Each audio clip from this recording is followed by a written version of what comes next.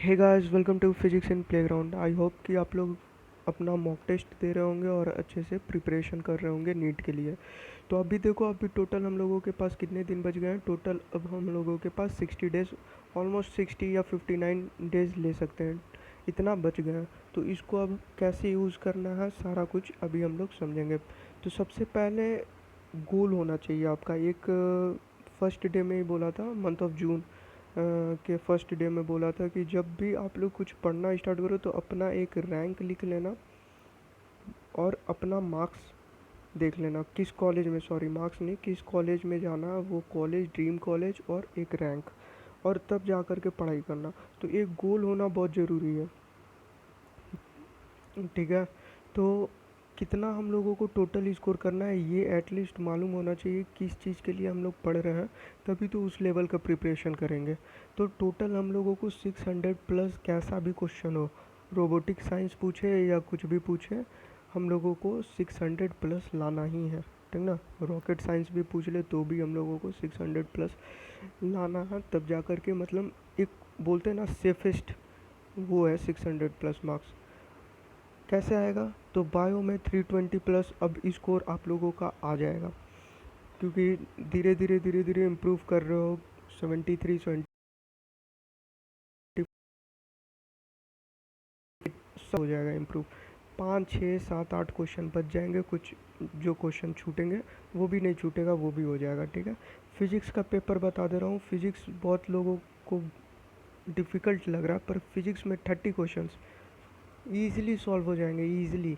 अगर ढंग से एनसीईआरटी पढ़े होगे और न्यूमेरिकल सॉल्व किए होगे, न्यूमेरिकल मतलब पर चैप्टर 200 न्यूमेरिकल सॉल्व करना होता है, अगर इतना किए होगे ईज़िली सॉल्व हो जाएंगे। जैसे कि न्यूटन्स लॉ ऑफ मोशन में एक क्वेश्चन पूछा हुआ है, ऐसे ब्लॉक है, इसके ऊपर ब्लॉक है, टेस्ट 1 है शायद ये। तो एक ए हो गया और एक बी हो गया, ठीक है, ये ए हो गया और ये बी था ब्लॉक करके। फिर से डायग्राम ड्रॉ कर देता हूँ मैं।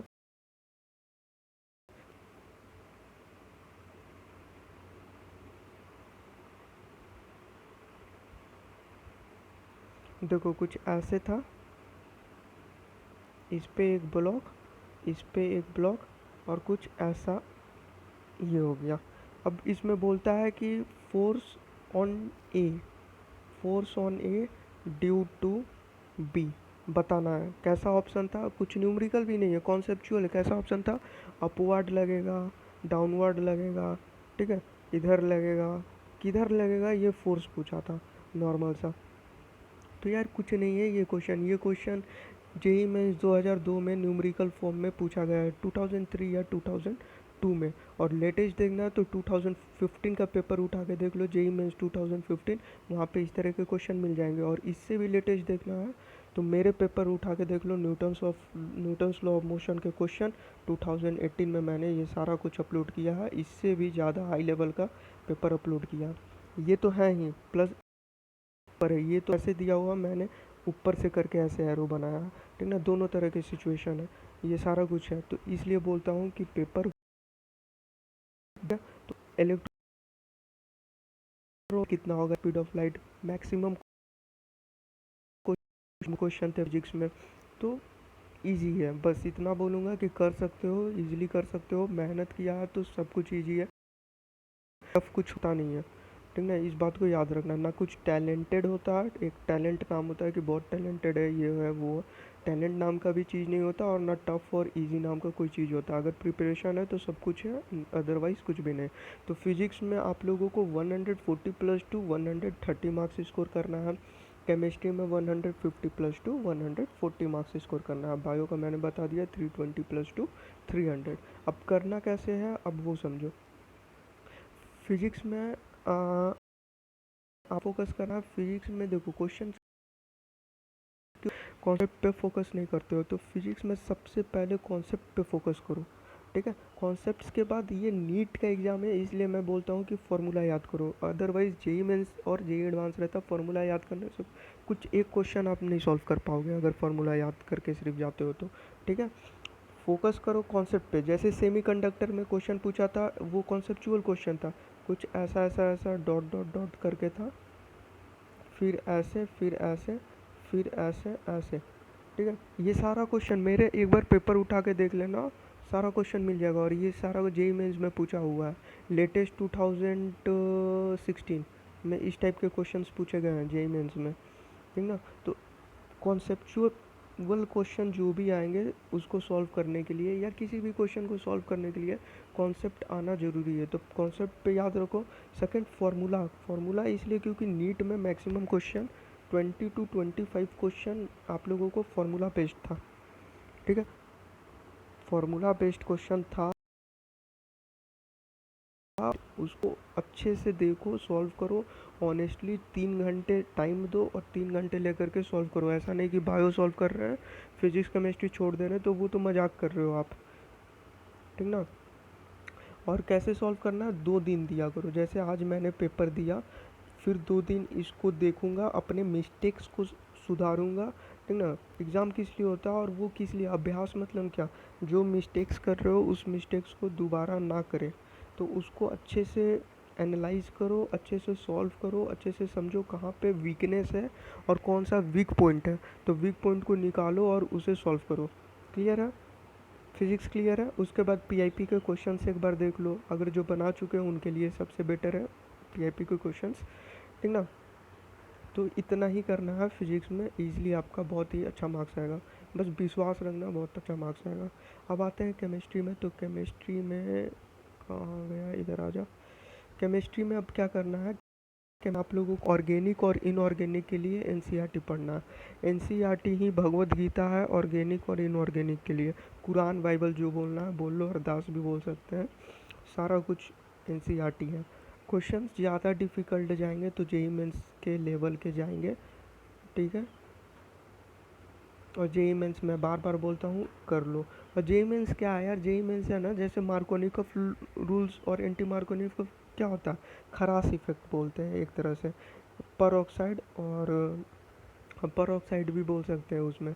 तो बस उसके एक ही स्टेप आगे जा कर के मान लो H2O से रिएक्शन करवा दिया, आफ्टर मार्कोनिकॉफ या एंटी मार्कोनिकॉफ H2O करवा दिया या कुछ और प्रोडक्ट से करवा करके सी पूछ लिया, तो इसको जेई मेंस बोलते हैं। पर नीट में सिर्फ और सिर्फ बी के बारे में पूछा जाएगा, समझ रहे हो ना, सी और बी क्या है, ठीक है।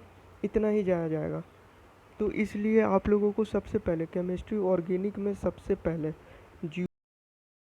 हाइड्रोकार्बन ठीक रखो, जीओसी और हाइड्रोकार्बन हो गया, हैलोजन डेरिवेटिव्स ठीक रखो, सारा कुछ हो जाएगा, ठीक है। जीओसी, हाइड्रोकार्बन और हैलोजन डेरिवेटिव्स, इतना आप लोगों का सही होना चाहिए। बाकी जितने भी नेमिंग रिएक्शन है सारे नेमिंग रिएक्शन कर लो, एक भी नेमिंग रिएक्शन नहीं छोड़ना है। 10-10 मिनट के मैंने सारे लेक्चर मतलब सारे चैप्टर्स के डाल दिए हैं, अपलोड कर दिए हैं, वो एक बार देख लेना, सारा कुछ हो जाएगा, सारा कवर हो जाएगा। इसलिए पीआईपी का नोट्स यहाँ पे मैंने डबल स्टार कर दिया। बात आती है फिजिकल की, तो फिजिकल मेरा एक बार जेई मेंस का सॉल्व पेपर देख लो, सारा सॉल्व करवाया हूँ।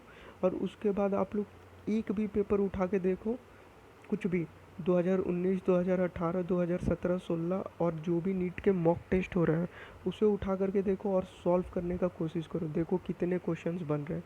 Most of the questions easily solve हो जाएंगे, ठीक है। तो ये हो गया केमिस्ट्री, केमिस्ट्री समझ में आ गया कैसे करना है। अब आते हैं बायो पे। तो बायो पे देखो, बायो सबसे इम्पोर्टेंट मार्क्स गेन करने के लिए बायो ही होता है। तो बायो में सबसे पहला है, इस पेपर को देख करके कुछ इम्पोर्टेंट भी पढ़ना पड़ेगा, वो एक्स्ट्रा मैं आप लोगों को दे दूंगा। एनिमल फिजियोलॉजी का नोट्स में जितने कुछ एक्स्ट्रा पॉइंट्स हैं वो मैं अपलोड कर दूंगा, चैप्टर वाइज सारा आप लोगों को मिल जाएगा, ठीक है। तो सबसे पहले एनसीईआरटी को सही ढंग से पढ़ो, बिटवीन द लाइंस पढ़ो, जो जो गैप है एनसीईआरटी में वो गैप को फिल करो और ढंग से पढ़ो, ठीक है। एनसीईआरटी फिर प्रीवियस ईयर क्वेश्चन पढ़ना, प्रीवियस ईयर क्वेश्चन एम्स और नीट। इसलिए एम्स बोल रहा हूँ क्योंकि कुछ क्वेश्चन फिजिक्स में मुझे एसेसन एंड रीजन दिखे हैं, ठीक है। और यहाँ पे भी मैंने लिख दिया है important for NEET physics chemistry में, देखो assertion and reason, assertion and reason कुछ क्वेश्चन दिख रहे हैं, उसके लिए आप लोगों को एनसीईआरटी पढ़ना पड़ेगा, अदरवाइज़ नहीं होगा एनसीईआरटी में। बिकॉज बिकॉज जहाँ पे मिले वो क्वेश्चन है, ठीक है, वही रीज़न है, क्वेश्चन है वही एसेसन रीजन का। तो एनसीईआरटी पढ़ना पड़ेगा फिजिक्स केमिस्ट्री में, इजीली सॉल्व हो जाएगा, समरी भी पढ़ लोगे तो भी फिजिक्स का काम हो जाएगा। बायो में तो एनसीईआरटी पढ़ना ही पढ़ना है। प्रीवियस ईयर क्वेश्चन एम्स और नीट के लगा लेना, एम्स के सेशन रीजन एक बार सॉल्व कर लेना, बहुत ही अच्छा होगा, कॉन्सेप्ट अच्छा डेवलप होता है। फिर पीआईपी के एक बार नोट्स देख लो, यहाँ से तो डायरेक्ट क्वेश्चन आप लोगों को मिलेंगे ही मिलेंगे। बस इतना ही था, सारा कुछ समझ में आ गया। और हाँ, फिजिक्स केमिस्ट्री का बार बार बोलता हूँ, जेई मेंस का पेपर सॉल्व कर लो, सॉल्व कर लो। तो अभी भी जो लोग नहीं सॉल्व किए हैं, खोल के ऑनेस्टली सॉल्व करो, ईजिली सॉल्व हो जाएगा, ठीक ना, आराम से सॉल्व हो जाएगा। ज़्यादा नहीं, 2000, हाँ आप कर सकते हो, 2013-14 का अगर पेपर छोड़ दोगे ना, तो उसके बाद आप लोग कर सकते हो सारा पेपर। 13-14 का पेपर छोड़ दो, मेंस बोलता हूँ, एडवांस नहीं, सिर्फ और सिर्फ मेंस, सिर्फ और सिर्फ मेंस, ठीक है। तो इतना ही था। और स्कोर देख लेना, ये स्कोर होना चाहिए, मतलब फिजिक्स वीक होता है बहुतों का, इसलिए मैंने 130 लिया।